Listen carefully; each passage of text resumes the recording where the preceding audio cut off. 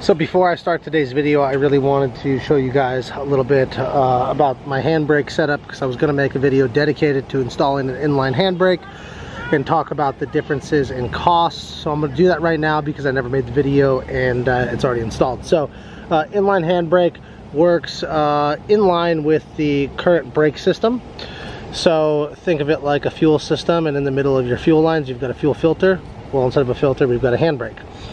And it can be a little bit more difficult to bleed out and get to work right versus a dual caliper setup, but the cost difference is huge.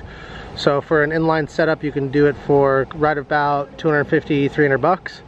A dual caliper setup you're looking at anywhere from $400 to $600. Depends on where you get your kit and what you end up using. With an inline setup, the most important thing is a good brake pad. We're running Power Stop brake pads. We used them on the inline handbrakes at the school drift. They work phenomenal. Inside, I'm running the Bell Raceworks inline handbrake with a Wilwood 5/8 master. If you are running a Z or a 240, you need to make sure that you have a 5/8 master cylinder. If you have a 3/4, chances are your handbrake is not going to work. Attached to that are some ISR brake lines using their fitting kit for an inline handbrake. It's pretty cool that they've already done the R&D and can supply you with all the fittings you need. So there's an in and out on the master here. The one coming off the front is going to go to your ABS block, if you still have one. I still have an ABS block. So I'll show you how that goes in here. Now pay attention, because this can get tricky and you can get really frustrated installing an inline handbrake on a 350Z, I promise you. So that one that's angled on the master goes to the ABS block. The one that comes off the back of the master on the handbrake goes to the master on the brake booster. So you'd think that's all you have to do, but it's not. On your ABS block, oh, this won't focus, you have front right, rear left, rear right, front left. What you have to do is swap this front right with the rear right. So I move the rear right line to where the front right is, and the front right to where the rear right is. The reason being, inside this ABS block, it works as an X. I can't do it because I'm holding the camera, in the passages for where the fluid goes. So now these two lines are ran strictly by this this ISR line for the rear brake. So rear brakes, front brakes. Super simple, right? Then you have to bleed the system. So I've seen a bunch of guys on forums and stuff talking about how on these cars you have to bleed from the front right, then move to the back. That's bullshit. Don't do that. Start at the furthest corner, back passenger right, and bleed it like you would any other car. Passenger right, or passenger rear, driver rear, passenger front, driver front, okay? And the reason, I think people say that because in the owner's manual it says that you have to bleed from the front. And maybe you do when you have this set up from how it is from factory with the ABS working, but that's not how it is anymore. The ABS is deleted, we swap brake lines, things are different now. So, that's how you do it. Good brake pads, good rotors, good handbrake, 5/8 master, and run your lines correctly and you shouldn't have a problem. Hopefully that's enough info. I really want to get this video started. Sorry I didn't make a more in-depth video. Alright, what is going on, guys, today? It is beautiful in Kentucky. It's about 70 degrees, no humidity, ideal for working on cars. Got my shocks in. BC DS series shocks. These are custom built, so they took a little bit longer to get. And I'm going to go over some specs with you guys in case you wanted to copy this setup for your Z. I think this is going to be a huge improvement and one of the last big pieces I needed before our drift event this month. Still got other stuff to do and we'll go over that later, but I want to get these shocks on the car. I want to get the ride height set with the Nismo suspension that's on here.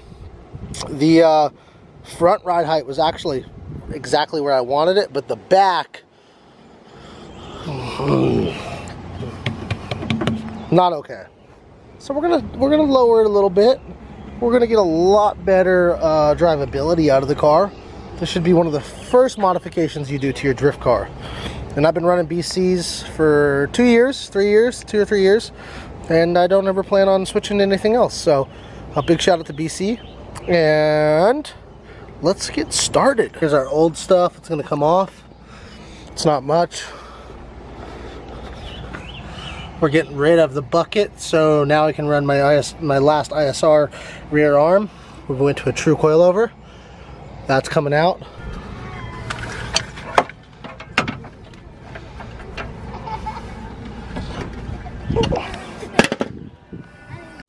Alright, so the driver's side front is in.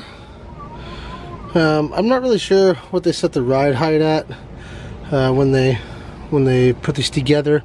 So, but what I do know is that it is definitely lower because my sway bar end link doesn't line up. So I'm going to try to loosen the sway bar on the other side and rotate it up so the end link will go into the control arm. So we're going to get to delete this bucket for the old spring and put in this ISR replacement arm. So what I'm going to do until I go to the alignment shop is I'm just going to measure center to center of each mounting point, extend this, lock it in, install it. Already got the new BC shock up in there, and then we will get an alignment so that it's perfect. But I guess this stuff's not in the best shape, but if anybody needs any lower stock suspension, $50 for all 4 corners, come get it. I literally couldn't ask for better weather today to work on the car. Slight breeze, about 70 degrees. Olive's out here. You went swimming? You went swimming? You went swimming? It's lunchtime. We're gonna get some food halals. Olive just started eating real food. You wanna touch it? Say hi.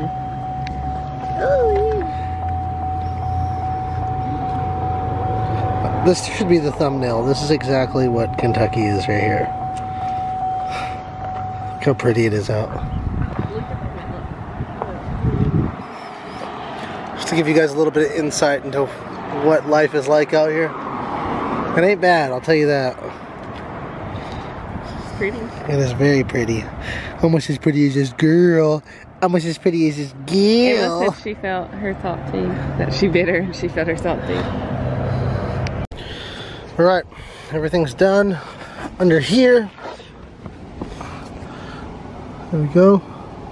ISR arms, BC shock. Looks a lot better under here with a lot more room to work.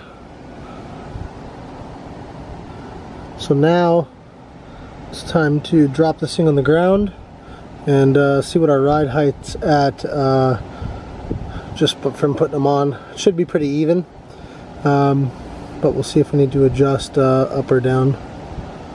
So check that out. I haven't adjusted any ride height at all. I just put them on. Thanks, babe. And the ride height is pretty much exactly where I want it. I think the front, I know some of you would probably kill me for saying this, but I kind of wish the front was a little higher. And I was going to drain the diff fluid today because the boys over at Njuku welded up my diff for me when it was in Florida still. And basically we put some like shitty gear oil in there just to get all the metal shavings, whatever that are in there, the BBs from when they welded it, just to kind of work their way to the drain plug, and then we'll drain it, fill it with good stuff. I haven't done that yet, so before I go do any hard drifting, I definitely want to get all that stuff out of there. I think that's gonna do it for today.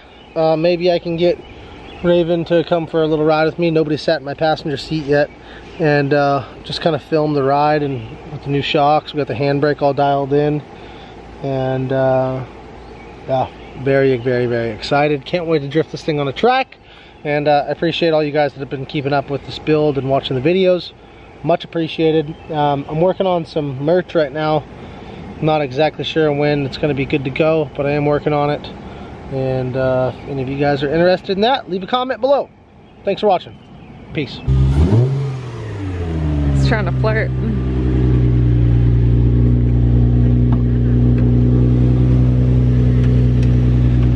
Oh, hey girl. You come here often? How's that new passenger seat feel? So comfy. Shout out NRG. And safe.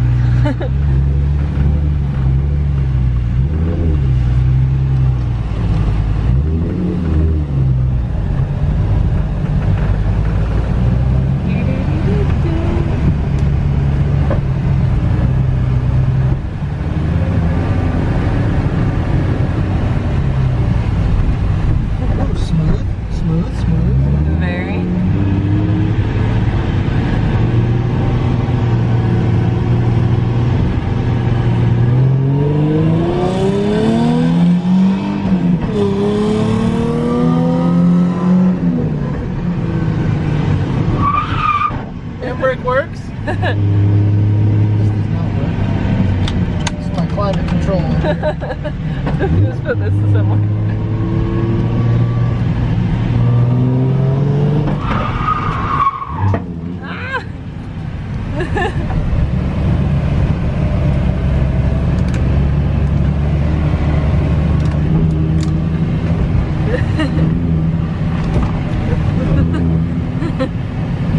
Trying to feel if there's anything loose.